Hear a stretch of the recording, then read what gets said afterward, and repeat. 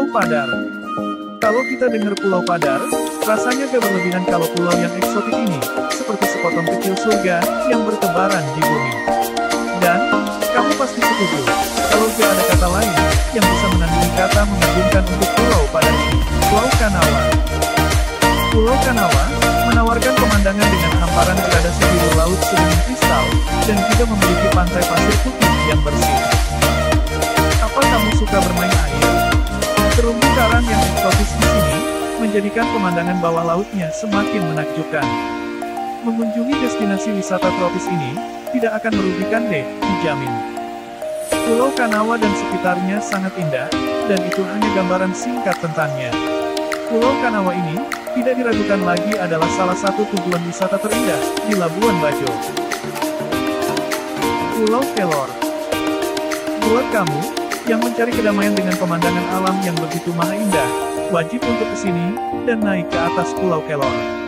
Kamu cuma butuh trekking kurang dari 20 menit, udah bisa melihat pemandangan indah dari atas Pulau Kelor. Hal yang membuat unik di Pulau Kelor, adalah panorama dengan pulau kecil berpasir putih dan tanaman hijau di tengahnya. Riak-riak kecil ombak di bibir pantai, menambah suasana liburan kamu di sini, menjadi semakin sempurna. Oh iya Beb, baiknya kamu menggunakan sepatu trekking ya gengs, supaya terhindar dari kaki kamu terkilir. Pulau Komodo. Kayaknya, gak akan lengkap berkunjung ke Labuan Bajo, kalau kamu belum ke Pulau Komodo.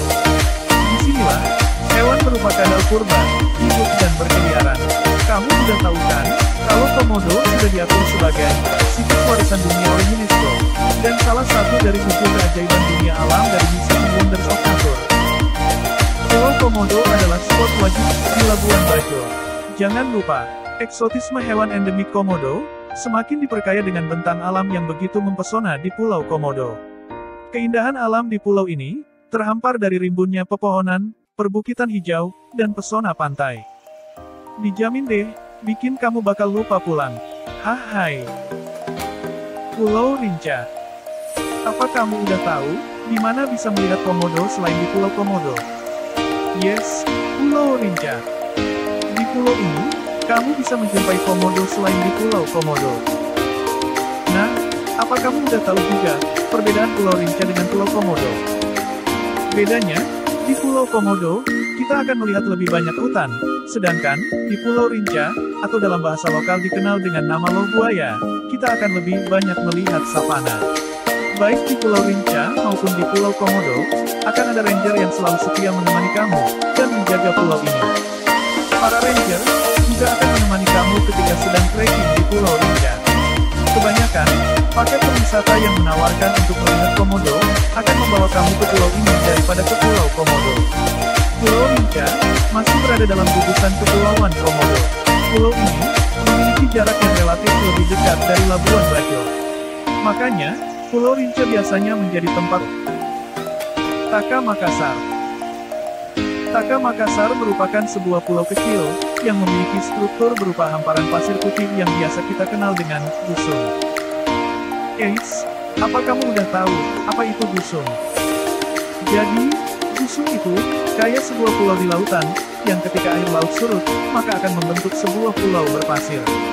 Nah, kalau pas air laut pasang, pulau berpasir ini akan tenggelam dan tidak terlihat. Karena ukurannya yang sangat kecil, pulau ini hanya muncul ketika air laut tengah surut. Sementara ketika air pasang, permukaannya bakal tertutupi oleh permukaan air laut. Di sekitar Taka Makassar, terdapat spot yang dikenal dengan Manta Point. Aktivitas utama yang dapat dilakukan selagi berada di sini, adalah menikmati keindahan alam bawah lautnya. Kamu bisa menikmatinya dengan snorkeling atau diving. Hanya saja, kamu perlu mempersiapkan peralatan sendiri kalau ingin menikmati alam bawah laut di sini. Karena merupakan pulau tak berpenghuni, kamu jangan berharap untuk bisa menjumpai tempat sewa perlengkapan snorkeling atau diving di sini. Pantai Pink atau Pink Beach Labuan Bajo, merupakan pantai dengan pasir berwarna merah muda, bukan hitam atau putih seperti di pantai kebanyakan. Keunikan pantai Pink ini hanya salah satu, dari 7 pantai dengan pasir berwarna merah muda di dunia. Apakah kamu udah tahu, apa yang membuat pasir di pantai Pink Labuan Bajo berwarna merah jambu atau pink? Dari manakah warna pink tersebut berasal? Warna merah jambu atau pink tersebut, disebabkan karena pecahan karang dan biota laut, yang memang warna aslinya berwarna pink. Kamu sudah sering kan, melihat foto atau video di media sosial, dengan latar keunikan pantai ini. Jangan lewatkan pula, keindahan bawah laut di pantai pink ini, karena pesonanya tak kalah menawan. Snorkeling dan diving pun, bisa kamu lakukan, jika berlibur ke sini. Gili Lawa yang dikenal juga dengan nama Gili Laba, merupakan sebuah pulau kecil tak berpenghuni. Pulau ini terletak di bagian utara Pulau Komodo. Gili Lawa juga menyimpan pemandangan yang sangat cantik. Seperti pulau-pulau lain di Taman Nasional Komodo, Gili Lawa memiliki pemandangan perbukitan yang eksotis, dengan padang rumput yang luas. Secara umum, ciri khas padang rumputnya hampir sama, akan berwarna hijau ketika musim hujan dan berwarna kuning ketika musim kering. Eksotisme perbukitannya yang hijau, dengan bingkai hamparan laut biru, menjadikan Gili Lawa tampak sangat menawan. Panorama alam berwarna hijau ini, akan berubah bak savana kecoklatan di Afrika, saat musim kemarau tiba. Untuk yang mencari spot instagramable, Gili Lawa adalah tempat yang sangat sempurna.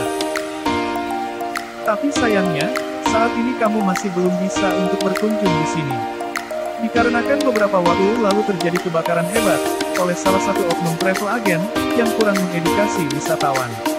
Yang menyebabkan kebakaran besar dan harus ditutup, untuk kunjungan wisatawan sampai pulih kembali. Pulau Kalong.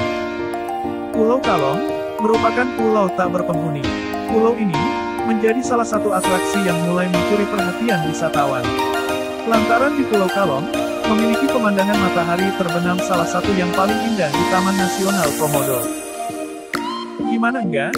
Setelah lelah aktivitas eksplorasi Taman Nasional Komodo, di waktu senja kamu akan disuguhkan oleh ribuan kalong di sini.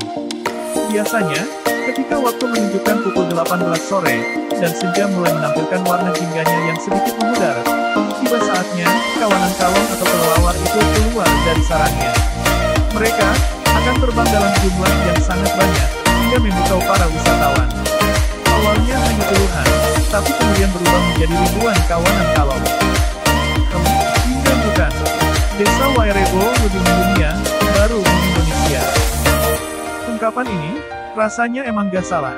Karena, sebelum kita, para wisatawan domestik mengenal Desa Wairebo, wisatawan mancanegara telah lebih dulu mengenal dan berkunjung ke desa ini. Desa Wairebo, letaknya berada di tengah-tengah pegunungan, menjadikan suasana di Desa Wairebo benar-benar sejuk dan terasa di antara hijaunya pepohonan. Untuk sampai ke desa ini, kamu membutuhkan trekking yang dimulai dari Desa Denge. Biasanya, kamu akan ditemani oleh ranger yang akan mengantarmu untuk trekking sampai ke Desa Wairebo. Lama waktu yang kamu butuhkan, untuk bisa sampai ke Wairebo sekitar 2-3 jam.